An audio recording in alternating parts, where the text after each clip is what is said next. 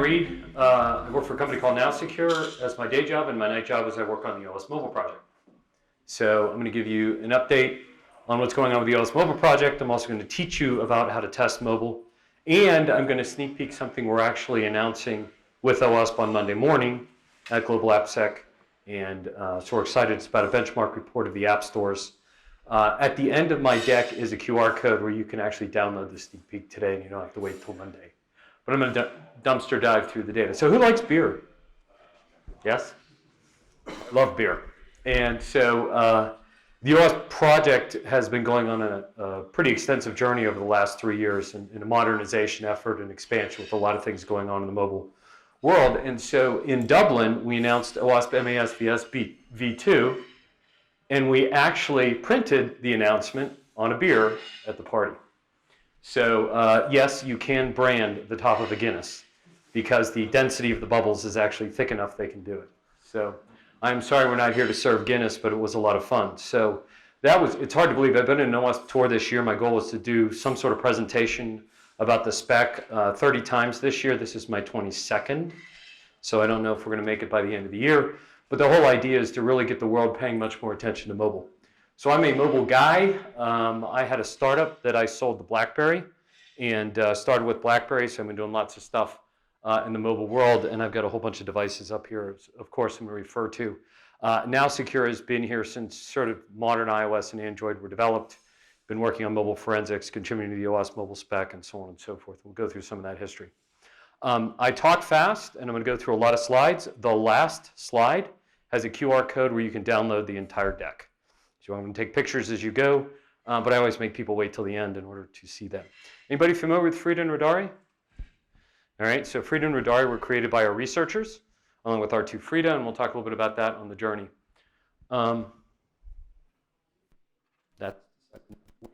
Cool. If you're into reversing, Frida and Radari are tools you want to have a look at. There was an IoT session earlier. It's commonly used in that environment. It's also heavily used in automotive, Linux, other operating systems, all kinds of devices, and so on and so forth. We also have a ton of stickers. So my marketing department sent me with a bag of stickers on my tours. So I got a whole bunch of them. One of the popular ones is the false positives suck. If you saw me yesterday, I was wearing the fact people do dumb things apps shouldn't shirt. So state of mobile AppSec. So if you're in the room, hopefully you care about it. Oftentimes an OWASP presentation that I do is to, or some flavor of this presentation is to a room that might be a mix of developers, might be a mix of security professionals, might be a mix of leadership. Now this is more technical than the normal leadership pitch, but I still have the same conversation is you really ought to be paying attention to mobile. Whether you know it or not, 70 to 80% of all internet traffic comes from a mobile device today. And most people spend 3 or more hours on a mobile device. As a general rule, a mobile device is used more for transactions than a web-based device. Yet if you think of today's state of the art, there's an obsession around application testing in the web environment, but most of the users are using the mobile version. So there's this disconnect between the reality of web versus mobile, and we're trying to help people really understand that. Now, we've had a variety of benchmarks, including a new benchmark that came out this year that talked about attacks. So if you look at nation state, if you look at dark web, if you look at the high-end practitioners in the market, mobile is now the primary surveillance vector. By inspecting a mobile app, an attacker can learn what's going on with IP, an attacker can harvest credentials, an attacker can find all your back-end endpoints that are unprotected because the mobile developers ran off and set something up that the traditional security team didn't put protection around. So if you work for a business that makes mobile apps, I guarantee you they're being surveilled, if not attacked. It is the #1 data harvesting platform now. Breaches happen. I'm not going to freak you out with that. The reason I like to bring this up is to remind people that the attackers are here, and we're going to take a look at some of the more interesting ones. The Hyundai one is one of the more fascinating. Anybody have a Hyundai? So if you're using the digital key, make sure your app's been updated. It probably has been since this happened.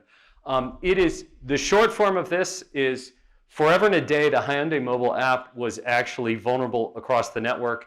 It took some creative person playing with Burp Suite to quickly discover how vulnerable the app actually was. Malware also exists in mobile. Malicious SDKs occur. This is a wild one. So PushWhoosh is a push notification SDK, very popular and used by many organizations you see up there. It wasn't known or understood that PushWhoosh actually had a shell company, and behind it was Russia. About 6 to 8 weeks after the Ukraine war started, researchers detected malicious behavior, and PushWhoosh turned into a data harvesting tool for the Russians. Now you might notice you see like the US Army was full of it because it was in their standard stack. So this is a great example of SCA, but it's a different kind of SCA, right? So it was a trusted third-party library, and then it wasn't a trusted third-party library. What's also kind of disappointing in the market is there are no vendors that have good quality SCA for mobile third-party libraries. So that means that if you can't buy a commercial SCA, that means you need to be testing 100% code of the app, which means you need to test the first-party code and the third-party code, which often means you need to do binary analysis in order to cover the entire test coverage. And so I'm going to show you a little bit of that. If you forget to pay attention to mobile, really bad things happen to you. GDPR, everybody's familiar with that. The first and largest fine in Europe was GDPR violation for British Airways. British Airways attack, which I'll show you in a minute, was launched through a mobile vector. Under Armour MyFitnessPal, anybody use that? It's actually written by students of UT here in Austin originally. That is the largest breach. It's about 150 million records were stolen. And it was discovered that when Under Armour acquired it from the students, no one actually bothered to pen test it. So it did not have a formal security program in it. If you're in any regulated environment, FDA, FTC, SEC, they're all now looking very specifically at mobile, and I'll just kind of keep rolling. And you can ask me about this later. So now with the world going mobile, right, how many people in this room have actually done any kind of mobile testing? All right, we've got more than half the room. So I'm going to skate through this pretty quickly. Oftentimes I'm talking to people who are web experts but new to mobile, right? So we need to think about how mobile is different. Your session earlier with IoT was talking about how's IoT the same and different, right? So how do I look at the ASVS and the ASTG and say this is the same, this is different, these are my logical extensions, and so on and so forth. The same thing happens in the mobile world. What's interesting about mobile is when you look at the languages, for example, in the operating systems, they have about a 10x velocity of change as compared to the web environment. You know, how many versions of Java are there compared to the fact that iOS and Android update every year with a significant update? So you have this moving target of constantly updating SDKs, constantly updating languages, constantly updating operating systems, and Apple and Google have 2 of each, along with various extensions, for example, of where Google's taking Android. So we want to be able to understand and test this kind of environment. And we need to realize that there's a different strategy for mobile than web. So back in 2013, a group recognized that while the ASVS was great for web, mobile was different enough. That led to the initial mobile top 10 and the growth of the mobile project. Here's a guide to it. So if you're from the web world and you want to understand kind of the diffs between web and mobile, you can download this, and it's kind of left-right. So you can kind of learn the differences and the similarities. Clearly, you can tell by the controls there is a different list. Now, I'm realizing that screenshot is a little bit old, so OWASP MASVS 1.5 is what's represented there. Version 2 published this year, and I need to update that screenshot. So it reflects version 2, and I'm going to talk about V2 today. So when you think about the anatomy of a mobile attack, right, it was just in the threat modeling session, right, before, and you may have taken some threat modeling classes. The mobile attack is the device, the app, the hardware on the device, the network connection on the device, whether it's BLE, whether it's Wi-Fi, whether it's a carrier connection, et cetera, et cetera, et cetera, then going through all the normal back-end stuff, right? So whether developers write bad code and it leaks, or attackers are going after it, we need to think about a very broad attack surface. Now, the intent of the MASVS is not to replace the ASVS, so you're going to see there's places where I'm going to refer to other specs as part of this, but we want to make sure that we're helping our developers write the right code and helping our developers protect it. Now, if you're in the offensive side, you'll probably pay attention to the MITRE projects, right, and the MITRE attack surface. In 2015, 2016, published in 2017, I think, was the MITRE mobile attack. I'm going to show you a little bit of that in a second. And again, this is recognizing there's 50% the same web versus mobile, there are a number of things that are different in the mobile world. So when we look at some of the attacks, hopefully you can read that QR code, you'll see that you have the classic client-side attack that's sort of on the device. Now there's a variety of ways to do that. That could be download the app, they jailbreak or root the app, they've got a copy of the app, it's plugged into their laptop and they're tearing it down, right? Or it could be they have data harvesting apps that they get installed on a device that they're able to scrape information from the device or other apps on the device. So at the bottom here, you'll see these are breaches in the last 4 years. So WeChat, OkCupid, and MASVS are 3 examples of client-side, device-specific attacks. Network, of course, is the thing that might scare people more because that means you can be remote. You don't necessarily have to have hands-on device. Walgreens, anybody shop at Walgreens? Hopefully you didn't lose your prescription data. Walgreens and plenty of fish. You'll also notice the pattern. They seem to like to go after dating apps, which I was asked about that at a talk last year, and I'm like, oh, that's kind of funny. And then through the surveillance on this side and reconnaissance gathered, you have attacks, the classic attacks on the back end. And I talked earlier about Under Armour and British Airways. What do they have in common? They're the biggest 2 that we know of publicly, at least, in the market as well. So if you're pen testing, hopefully you're familiar with the MITRE attack because it's a good way to think about the adversarial techniques out there. Shannon Leeds talked yesterday about the adversary. Pay attention to this. Everything we do is driven by our original forensics and mobile pen testing oriented to our business that then evolved into the software parts of our business. And we've got some people that have done a lot of different interesting things, including government level. And so the fact that governments, nation states, criminal actors are all surveilling mobile apps, they may be using them to phish a user. If you look at a number of the recent breaches, they were SMS text phishing, right? So they might surveil from the mobile app. The mobile app might be harvesting the phone number off the device. That phone number then gets captured. They have enough intelligence from fingerprinting the user and the device to say, this is the person I should phish, right? And the mobile app isn't going to block the phish, but the mobile app was the source of the information that allowed them to phish the user in the first place, right? So the MITRE mobile attack, as you look through it, you'll see, classic drive-by compromise and supply chain things, but there's other techniques to become in the mobile environment. And so having a good understanding of how iOS and Android operate and recognize how the attacker's TTPs are applied in the mobile environment helps you understand how to help build the set of controls and the testing techniques that you're going to want to have inside your organization in order to protect it. So some great asset here. Spend your time on the MITRE site. Will give you another kind of flavor of what the world looks like. The good news is that the mobile project team is now working more with MITRE. So you're actually going to see more of the MITRE mobile attack and the MAS project kind of come together with references, resources, mappings, and things like that. So attack surface. So when we think about what is the attacker, we had a diagram earlier that went from the device right through the back end. So we can kind of use physics to break down what does our attack surface look like. That's a classic part of threat modeling. It's a classic part of building your pen testing program. So you need to recognize you have the code on the device itself. The architecture of the application could be exploited. You have the data in use that's in memory on the device, right? You would have that in a browser environment as well, the backends it talks to, and most importantly, the data at rest and data in motion parts at the bottom. Now, the reason I'm going to bring this up is we're going to use this then to show how and why we constructed the MAS the way we did, because we started from first principles of what does the attack surface look like, so how do we break it down? So our goal then, right, is to help our developers protect the environment. So when I'm doing a flavor of this from developers, I'm going to spend a whole lot of time on developer enablement, right, guiding them through architectural practices and coding practices to make sure they do the right thing. As I go through some of this documentation and some of my content, you're going to see I actually have dev resources embedded in here, including content you can reuse yourself straight off the slides, and I'll come through that as we go through the cycle. So, intro to the project. So who's read the MASVS? A few folks? All right. So I'm going to do a drive-by on the project now. So mas.owasp.org, we stood that up last year as a modern interface, and every asset you need is here.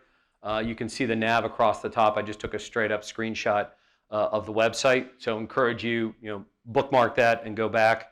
What I'm going to do is walk through some of the documents on the site, and I'm going to go diving into some of the techniques and controls that you'll want to understand.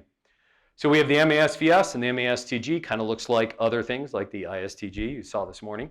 So the verification standard, one of the interesting things that our team has done is our coaching and pen testing and developer counseling teams strongly recommend that developers take the time, or at least security champions on the developer team take the time to read the MASVS.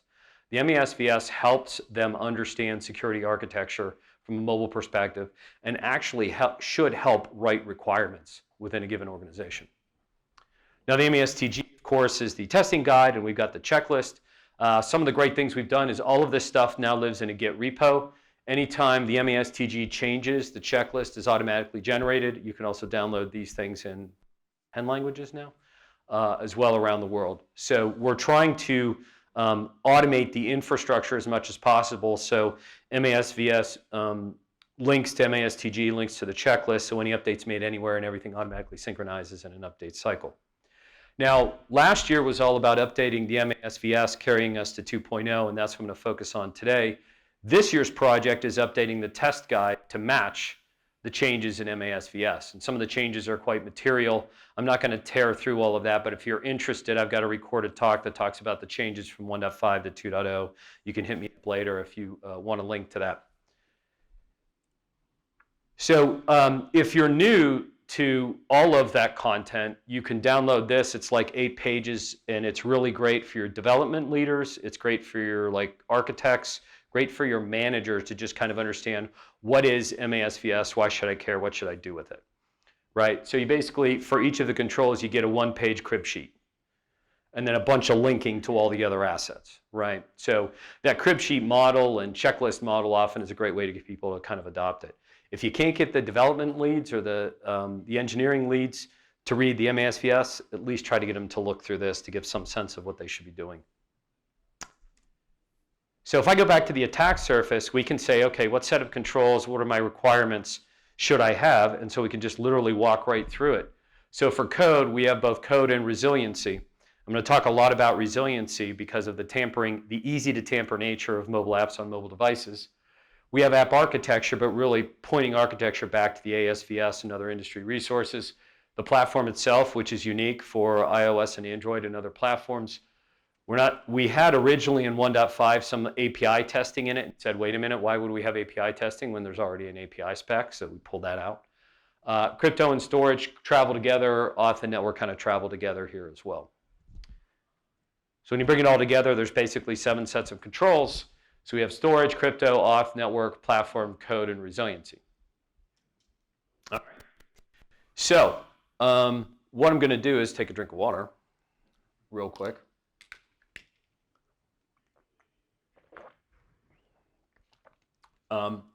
What's interesting, did you notice cross-site scripting is not here?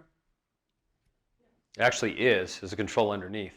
So if you think about if you're familiar with the ASVS and where you see the control levels, you'll see these are different in terms of the categories and the controls a little bit, but some of them are similar as well. And so as I run through this, so every couple of years, about every 2 years, I go through and do a large-scale benchmark. So we have commercial automated security testing tools that we sell to customers, and we're able to plug those tools into the Apple App Store and the Google Play Store. So now I can mass download hundreds of thousands, millions of apps, scan them, and build a repository of data, right? So how good do you think the data is? Well, we're going to have fun. I have these really cool squishy Legos. So towards the end of my journey, so we did like 1,000 of these for the OWASP Dublin event and all the events I'm going to this year. So this is like a stress ball Lego. So when I throw it, it won't hurt you. And it just says OWASP MAS on one side. So I'll get a couple of these to give away, so I'll get some fun questions in here, okay? So this is the audience participation part. So what percentage of mobile apps in the commercial app stores do you think violate one or more of the MASVS controls? They just need one. What percentage? Yeah. Some of you are so close. I'm going to give this guy a Lego. So it's actually 95%. So build your confidence now.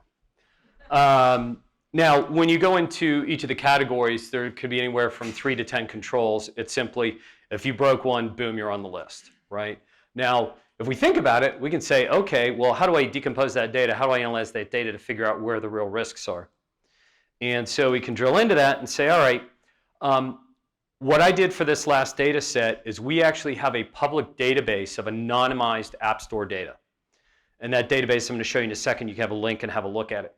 There's about 6,400 apps in it. It's kind of weird, that number, but what we actually did is there's 13 categories of apps. So we went and got the top downloaded apps that have at least 1 million users in those categories, and you get a number kind of like this. They're roughly even iOS to Android. There are places where Android might have more apps or iOS might have more apps by a given vendor in a given category, and that's just kind of the nature of it. There are some vendors that have iOS only or Android only. Healthcare is an example where healthcare organizations, like in a patient service world, might have an iOS only app but not an Android app because of the inherent security strategy that they might have. So this is the benchmark. It's at mobilerisktracker.nowsecure.com. If you go there, you can see the aggregated data across all the industry verticals. So second Lego, what do you think is the worst vertical of 13 verticals? And I'm not going to try to name them all. So what industry do you think is the worst? And I will tell you that we don't include games on purpose. So don't say games. Who's got the highest vulnerability rate?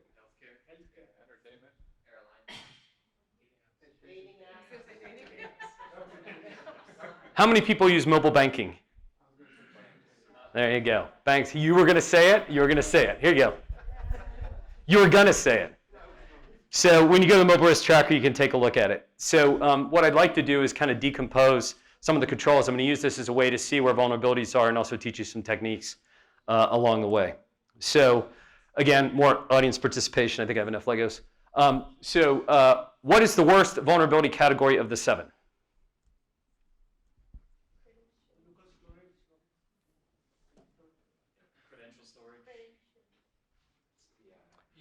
I will tell you storage was the number last time. It is not this year.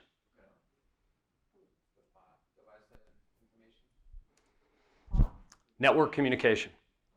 54% of the 6,400 most downloaded apps in the App Store have a network vulnerability.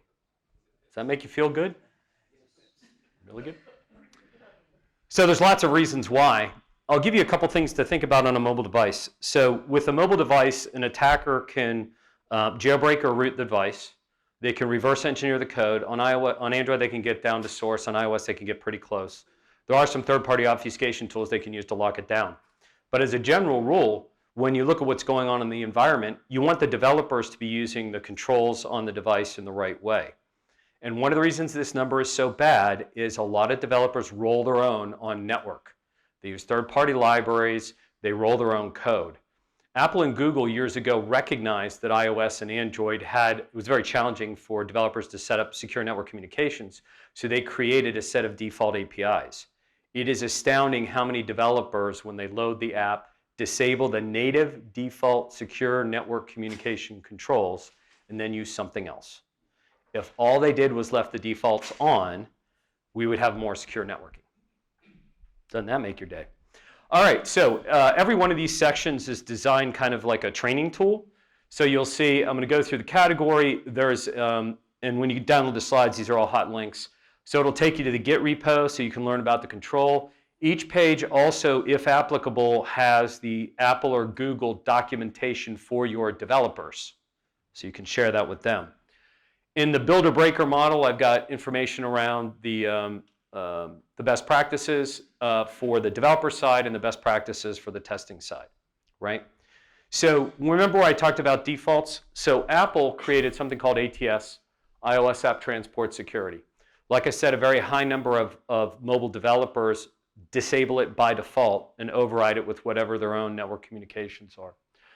Android, about a year later, created NSC, the network security configuration, same kind of thing. It's default on, default to a TLS communication to the back end that's encrypted. And so because of those, turning them off, then that creates the opportunity for developers to make mistakes. One of the best things you can do if you haven't already done developer training on this is just pop up Burp Suite, do some training on man-in-the-middle attacks. That tends to be the best way we change developer behavior in our trainings, is just show them how to pop an app over the network, right? So in terms of testing, of course you're going to test the network cert pinning, we know developers notoriously make mistakes. There's a presentation this afternoon of a gentleman from Spain/Poland that I met the other day. He's doing a Hong Kong government application, and they weren't doing proper hostname validation. So it turned into a giant data harvesting redirect. So watch for zip files in transit is another big no-no. We all know zip files can be a train wreck. In order to keep an application small, developers will often download a lot of content after the app loads because they're trying to optimize for load time. If they download a zip file and something gets in there, or malicious activity can occur, and we find that way too often. Third-party libraries notoriously are a problem as well. So in our pen testing, as well as our automated testing, we find that over 50% of the vulnerabilities we find for network or storage are actually caused by a third party, not the first-party code that the developer chose to write themselves. So welcome to yet another reason third-party libraries suck. All right. Any guesses? So we know it's not network.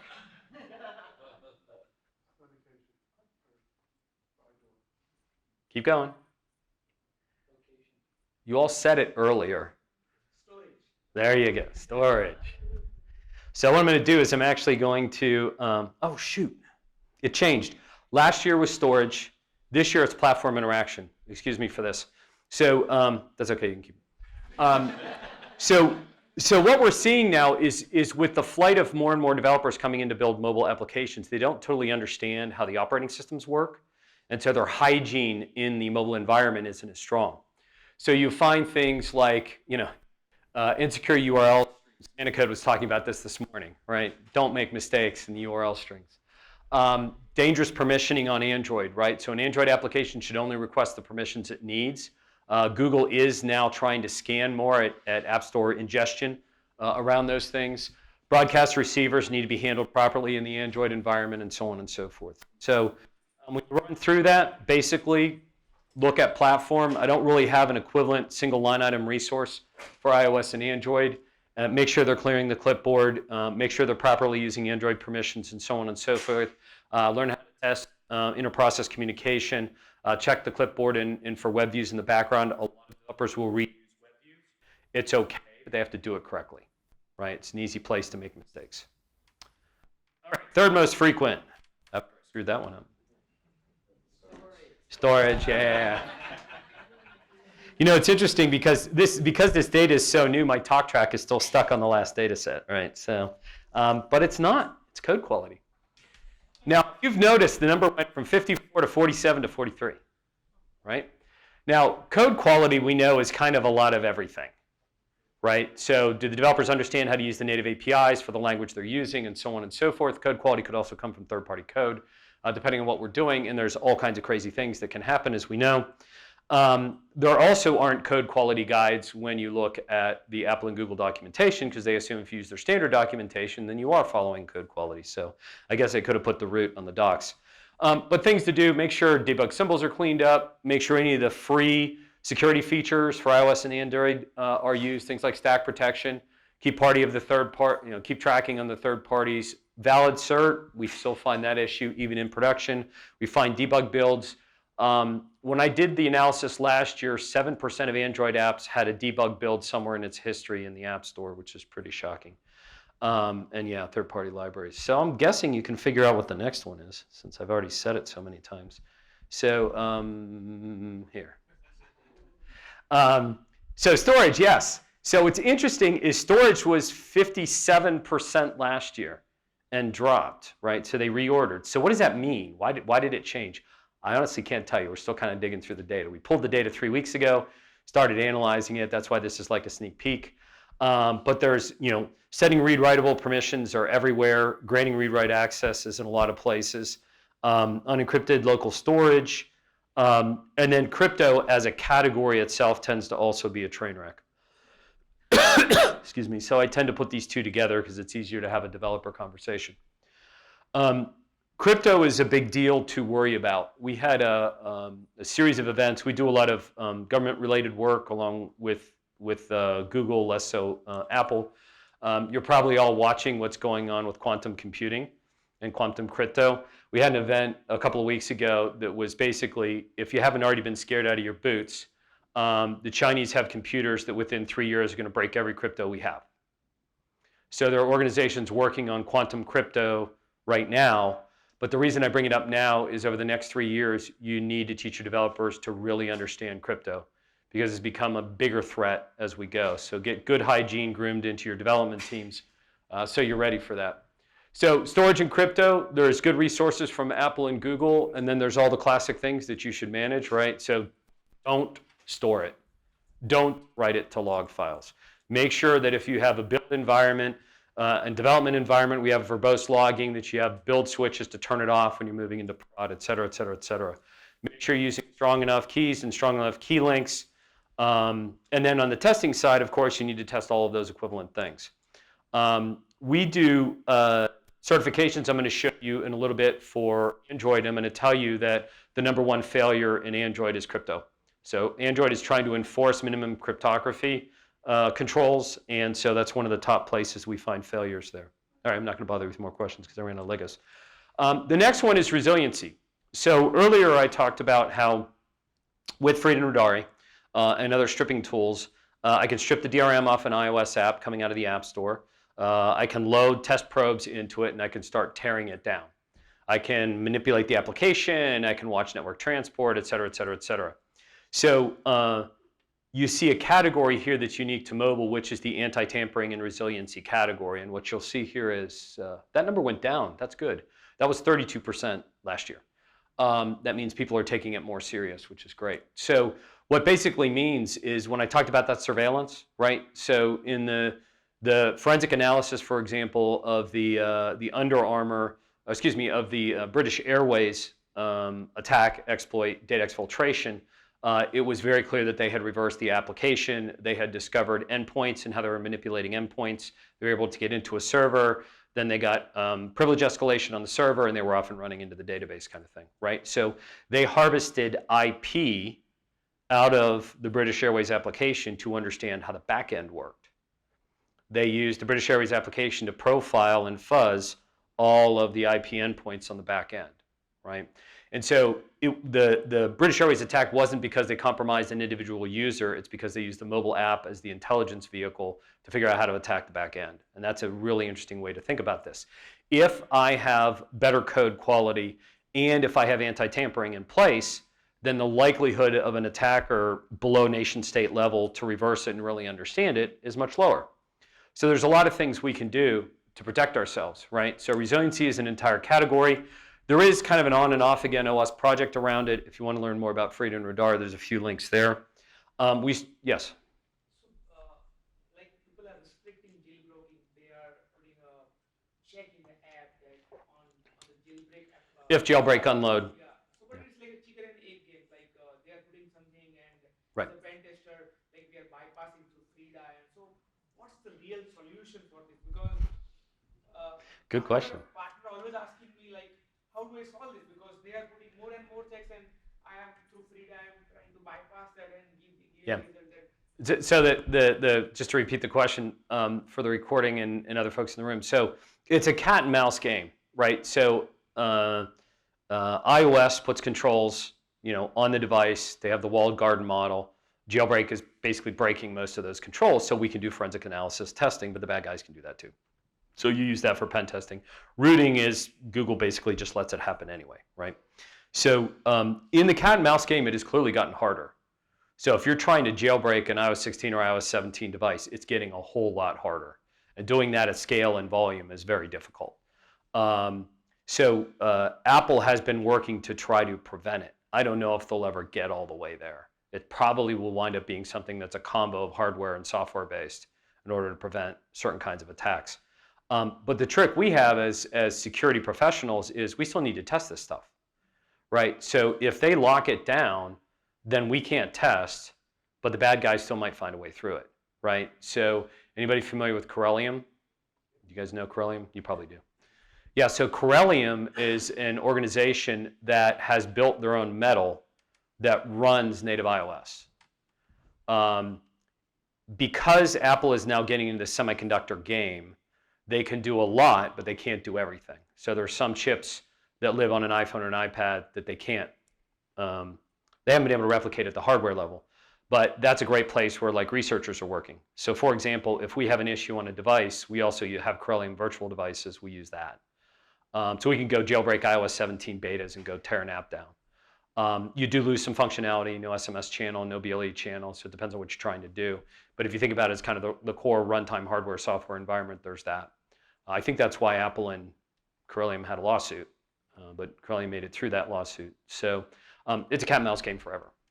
I don't know if we're going. That's very, it's from the Apple perspective, but this is a check for reverse engineering. So normally application normally puts that application that if this application runs on jailbreak device, It unloads. run, Right, it unloads. right? Yeah, but you can obfuscate your way around that with tooling. Yeah, but there are tools like I can bypass that. So how do they fix this?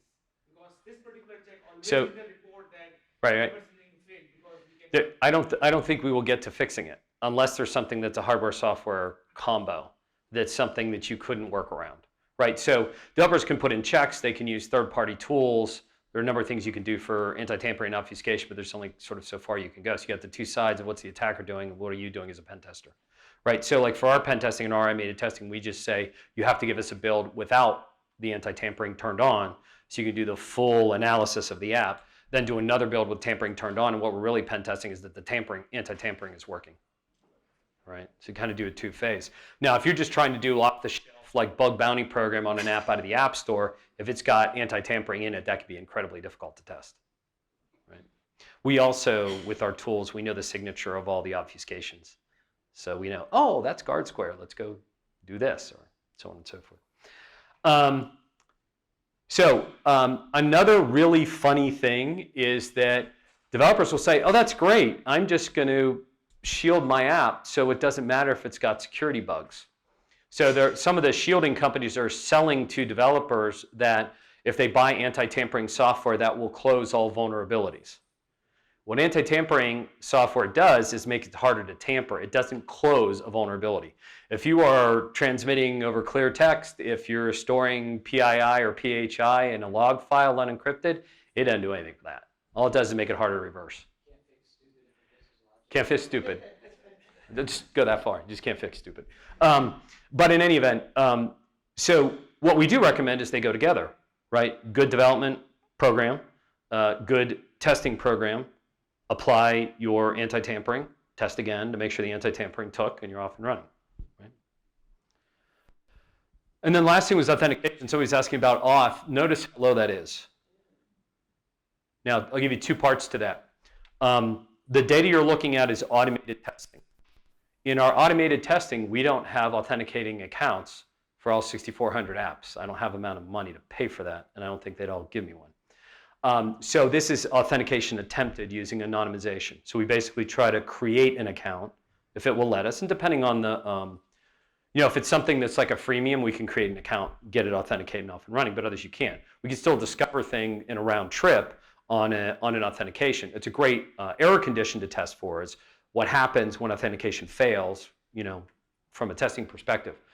So the reason this is low from an automated testing perspective is because there wasn't a high successful authentication rate in all of it.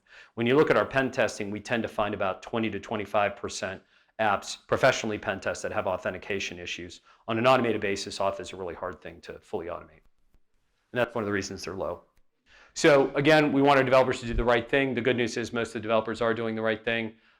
Mainly it has to do with data clearing from the memory, running the right authorization checks at the right time during the auth process.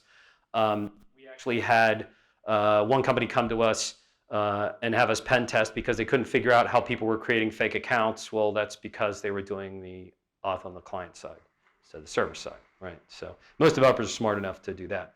But make sure you test the error conditions because our pen testing finds a lot of issues around error conditions. All right, so there's our distribution for the benchmark. So moving from storage and crypto being the worst to network being the worst and platform going up pretty dramatically. Still have to do a little more analysis and do some more developer interviews to kind of figure out what else we can glean from the overall benchmark. And so there's your QR code. So if you want that report, take a picture of that. I'll wait a second.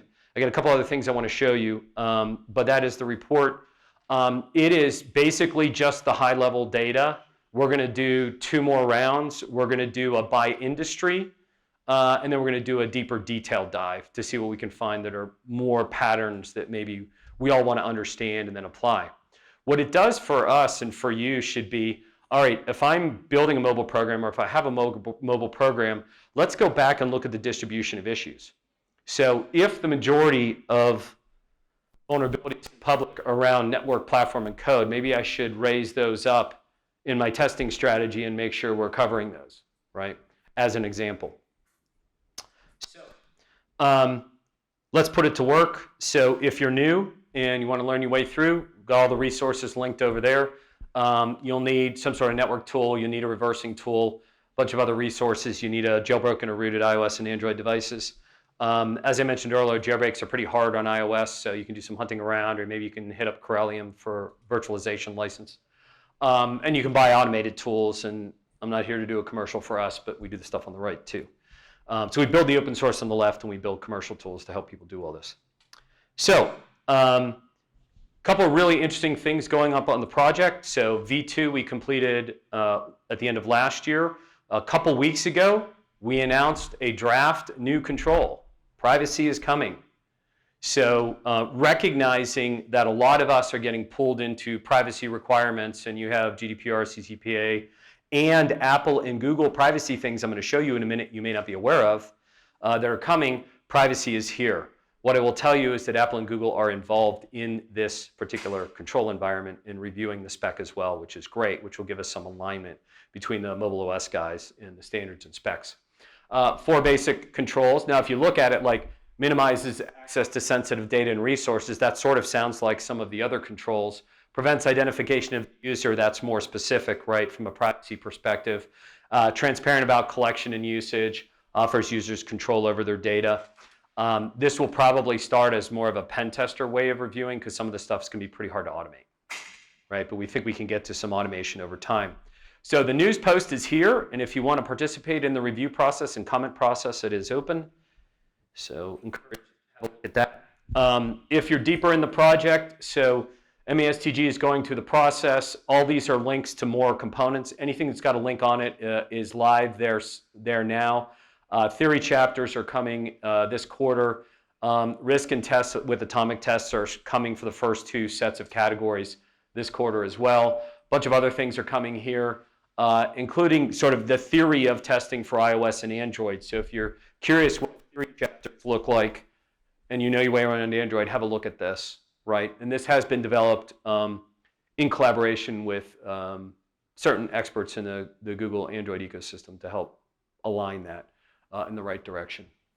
So the other thing that's interesting is risk. And I do a lot of talks on risk, and there were talks yesterday on risk, and there was like a new risk model, for example, yesterday. Sven and Carlos, who are the primary spec leads, Carlos is over in Europe. He was in Germany at a Berlin conference, and they started talking about, it was like a 2-day workshop, et cetera. There's a lot of conversation about risk and actually trying to measure risk. How do you score risk? Can we have an atomic score for risk? Can we have a decomposed atomic score or 2 subcomponents? So there is now a project that is a risk-based project that's got a mixture of academia, commercial and spec people working on, can we come up with a risk scoring mechanism specific to mobile? It might eventually creep its way into other parts of OWASP and other parts of the community. It's kind of hanging off the side, but we all still are trying to get to a good way to measure risk. We're going to attempt to do it between academia and some commercial vendors and some really smart folks. So that's a link to it. That's kind of the initial paper. We'll see how it will evolve.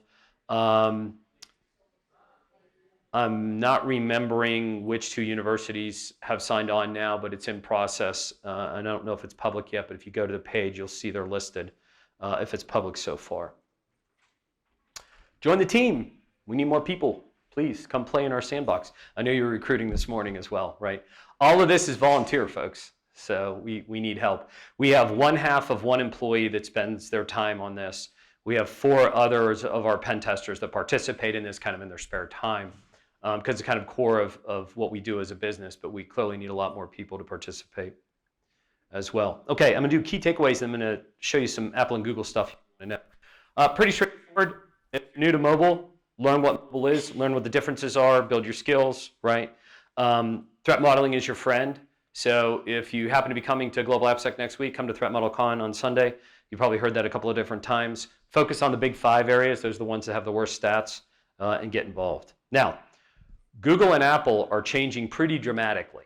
So want to make sure you all are aware of this and can bring this back to your teams.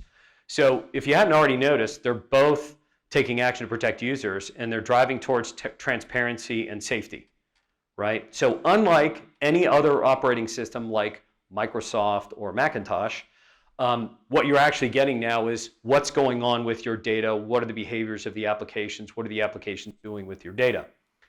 So Apple has the iOS privacy nutrition labels. You may have noticed they're out there. If not, pay attention to those. I will warn you that this is a self-attesting scenario that your developers will be doing when they're submitting to iOS. We have had companies get rejected, so we know Apple's now checking it. So don't have your developers lie. Make sure they're not. And I'm not saying they do. They make mistakes, but accuracy counts. There's a couple interesting things. So there are a number of APIs that Apple has figured out bad actors or actors without discretion are using to harvest and fingerprint humans. And so a number of these APIs are now locked down. So there's an API list here. Take that back to your developers. Apps are being actively blocked now on a randomized basis for developers that are improperly using these APIs. They basically have to justify, if they're using a particular API, why their app needs it for their particular category. So some of it has to do with what category you're in. If you're a camera app, why are you collecting from the address book? You know, that kind of thing. So this is interesting, and this has caused blockage now. The big thing that's coming is the new privacy manifest. And so optional now, you may get an App Store rejection that says come back and submit a manifest. This is file level submission attestation of what the app is doing from a privacy level. So when they submit the IPA, they have to submit this file as well. They are a pain in the buns to generate because you've got to pull a lot of data from different places and format it in a certain way. I just realized there's not a link on it. Is there a link on the prior page? It was. Yeah, okay. If you go down there, you'll find the link to here. I'm sorry I don't have a QR code on it. That's my bad. So you see here, fall 2023, you'll receive an email if you upload an app that uses a required reason API without just prescribing its reason. In the spring, you have to submit a privacy manifest. So these guys kind of go together. One of the things we're doing is we're working on a tool. And if you're interested, you'll see an SDK beta at the end of my deck, a tool to help developers generate these files. So we're not sure if we're going to open source it or what. We got a little beta program going on right now. So if you're tight with your devs and they want to get involved in that, it does some other stuff for you too, like generate an SBOM. Now Google is doing the same. So 2 years after Apple, Google declares data safety, and Google one-ups Apple by creating a validation program. So in Android now, you can get an independent security review. The independent security review is done by a third-party certified lab, right? That's part of something called ADA. You talked about that earlier. The App Defense Alliance is a group of organizations, security, and Google, who've been working on locking down the Android operating system, Android applications and devices, creating a secure community, blocking malware, and so on and so forth. And what's kind of cool about this, it's the definition of the ADA certification has MASTG all over it. So what we did is we partnered with the mobile project team, partnered with the Android security team. We basically forklifted the OWASP MASVS, dropped it into Google land. They decided to remove a few controls so it's a little bit simpler, and they added 2 that had to do with operating system activity that's unique to Android. And so if you pass OWASP MASVS, you pass this. Right? So, and there's some news coming on how that's evolving as well pretty soon. Now, Google has the optional independent security review, but guess what they're doing now? They're starting to make a preference. So what you're going to see in the app stores is over time, VPNs are the first one. Apps with independent security reviews will be ranked higher in the Google Play Store than those without them. So they're going to drive user behavior preference using the third party. Here's a whole bunch of apps that have been or are in progress. There's a directory you can go to. There are all the apps that have been validated. If your company builds them, it's $3,000. It's worth it, right? Think of it as 3 marketing. Tons of training. We have an open source, not open source, an open source free training courseware we built for the federal government. We've open sourced it to the world. So you go to academy.nowsecure.com and take 60, 80 hours of free training. You want to learn how to be a mobile pen tester? There's beginner, intermediate, and advanced classes. You have developers that don't know how to write secure code. They can take the free courseware for how to write secure code for the 7 categories we just looked at. And we have an annual mobile event. It's called Spring Trials, versions every year. We just finished that. It's 30 hours of training as well. When you download the deck at the end, there's a whole bunch of other resources we have. You can tell we do a lot of communicating. I have a bunch of stickers left, and there's the presentation. So, do I have time for questions? You do, yeah. About 8 more minutes. I got 8 more minutes. I guess people in the back either wanted to catch the end of mobile or they want to be early for the next one. So, was this good? Useful? Yeah. Helpful? All right, any questions? There were some good ones earlier. Yeah. Anything going on with maybe like the platforms with Android and iOS and like built-in security so developers don't have to worry about anything specific to a category? Or has anything changed over the years where they did introduce something? Well, I think if you look at I'll use the network layer as an example, right? So Apple introduced ATS, Android introduced network security configuration. So I would expect over time they'll continue to try to do that. There's also some work like in the Android operating system about making easier configurable controls that the operating system would do on behalf of the application instead of the developer having to do it. Right, so that basically is to simplify the development kind of experience. Knock on wood, hopefully, all that good stuff. Other questions? Yeah. We are getting 2 challenges mainly from the jailbreak perspective because partners, when you pen test partners is like, can you do without jailbreak? So like what they consider that Apple application is much more secure compared to the Android application because there's compartment and all these things in Apple is very tight.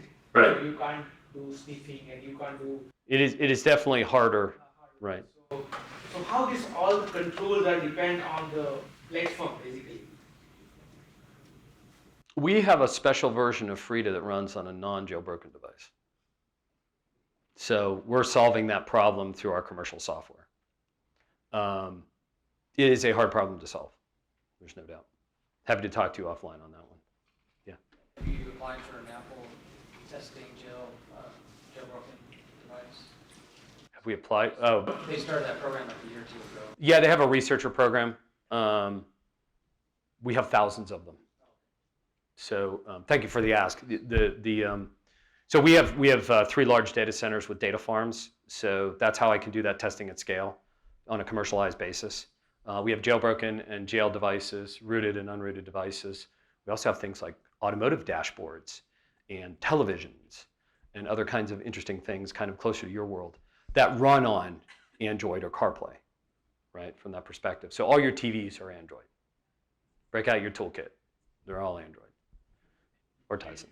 Do you use emulators, dependers? We don't use any emulators. We test on real devices or we use Corellium Virtual for iOS. So my forensic team could walk you through the artifact differences of what you find.